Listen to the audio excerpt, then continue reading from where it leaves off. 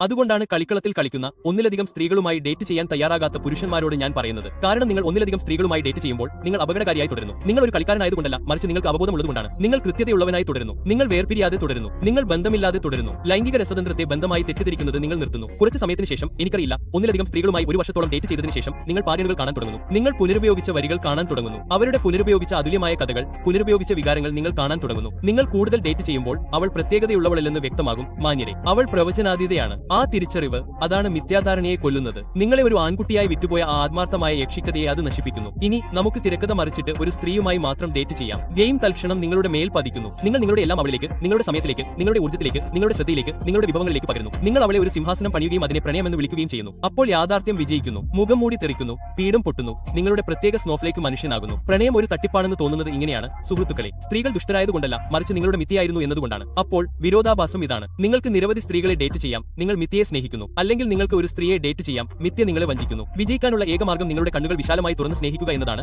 നിങ്ങളുടെ അഹങ്കാരത്തെ കണ്ണടച്ച് കെട്ടിയിട്ടല്ല. സ്നേഹം എന്താണെന്ന് കാണുക. അത് എന്തായിരിക്കണമെന്ന് നിങ്ങൾ കരുതുന്നില്ലെന്ന് കാണുക.